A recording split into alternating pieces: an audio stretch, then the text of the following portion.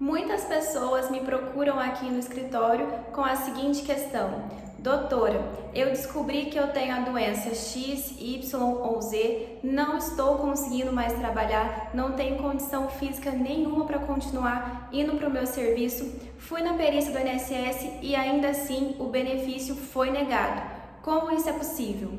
Então eu pergunto para essa pessoa, mas você levou quais documentos na perícia? Você levou os atestados, levou os relatórios? No relatório tinha as informações precisas sobre a sua doença?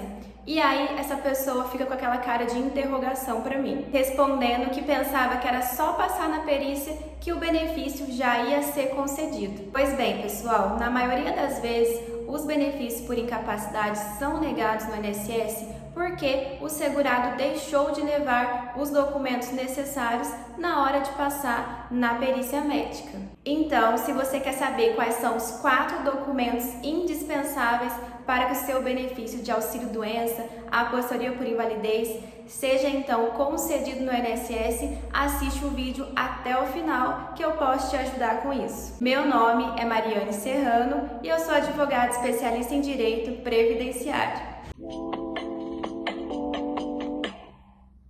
Então vamos lá, galera, mas antes de começar esse vídeo, se você é novo por aqui, já se inscreve no canal, ativa o sininho de notificação. Nós temos vídeos toda segunda-feira, sempre às 11h30 da manhã, trazendo para você tudo que há de mais recente com relação ao direito previdenciário.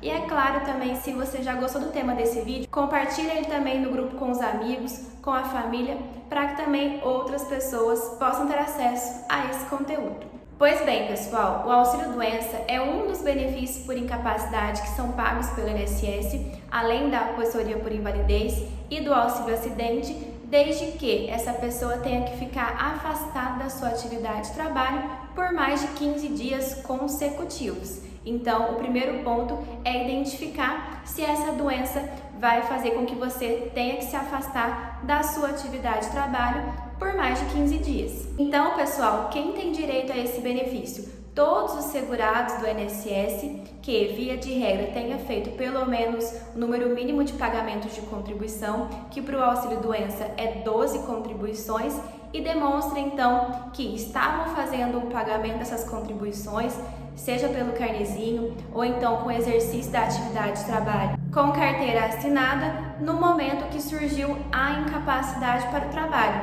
E esse, pessoal, é um ponto muito importante, porque nós não podemos confundir o conceito de doença e incapacidade para o trabalho. Assim, muitas vezes, ainda que o segurado tenha uma doença, essa doença pode não gerar impedimentos para a sua atividade de trabalho. E o que vai gerar direito a receber o benefício é demonstrar que há uma incapacidade para o trabalho, ou seja, que essas doenças geram impedimentos para que essa pessoa consiga então continuar trabalhando. E esse, pessoal, também é um ponto que gera muitas das negativas do INSS, porque muitas pessoas têm a doença, mas não necessariamente estão incapacitadas de continuar desenvolvendo o seu labor. Por exemplo, eu sempre dou esse exemplo quando eu vou explicar isso aqui para os meus clientes, mas no caso de uma pessoa que tem uma doença cardíaca. Se eu tivesse uma doença cardíaca, eu trabalho sentada, eu não faço esforço físico, eu não pego peso, o meu trabalho, via de regra, é mexendo no computador, fazendo uma audiência,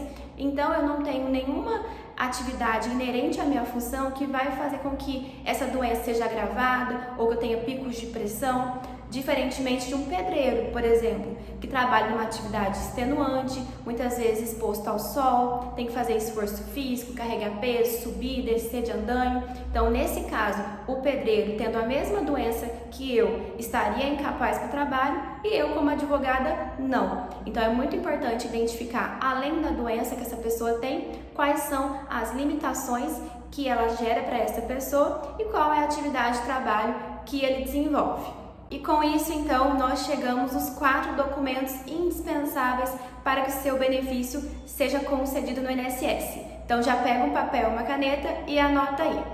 O primeiro é o documento pessoal com foto. Então, na hora de passar na perícia do INSS, você sim vai ter que apresentar um documento de identificação com foto para aquele perito confirmar que é de fato você que está passando na perícia. Nós sabemos que constantemente saem notícias nas mídias falando de pessoas que tentam fraudar as perícias, se passar para outras pessoas. Então, é muito importante que você não esqueça de levar o documento de identificação com foto. Além disso, como eu acabei de explicar para vocês, o perito, para verificar se você tem direito ou não ao benefício, vai ter que identificar qual é a sua atividade de trabalho, seja com carteira ou de forma autônoma. Por isso, na hora da perícia, você tem que levar também a sua carteira de trabalho, se você trabalha com registro, ou se você é autônomo, o alvará do seu estabelecimento, falando qual é a atividade que você desenvolve, o seu comprovante de inscrição no conselho de classe, se você é dentista, se você é advogado, ou então se você é fisioterapeuta, qualquer profissão que tenha ali a sua entidade de classe, você pode levar o seu comprovante de inscrição, ou mesmo o seu diploma, o diploma daquele curso que você se graduou e é naquilo que você trabalha, ou um diploma de especialização, de curso técnico, qualquer documento que vai demonstrar a atividade de trabalho que você desenvolve. E o terceiro documento, não menos importante, são os documentos médicos, pessoal. Isso porque a perícia ela é rápida e muitas doenças o perito não consegue identificar as limitações a olho nu, principalmente em se tratando de doenças psíquicas. Então, além de comparecer na perícia médica, é muito importante que você, segurado, leve uma documentação médica completa, contendo então relatórios, atestados, exames e receitas, e principalmente que esse relatório conste o médico que te acompanha, a especialidade que ele trabalha, o registro dele no conselho de classe, a especificação da doença com o respectivo código CID, que é ele que vai definir qual que é a doença para aquele perito, além das limitações que essa doença gera para você. Então, por exemplo, no caso da doença cardíaca que eu dei para vocês, nós temos vários graus dessa doença. Se for uma doença que está num grau elevado, demonstrar no relatório médico quais são as limitações que ela gera e o que você não pode fazer que vai acarretar no agravamento dessa doença. E aqui, pessoal, já vai um pulo do gato para vocês.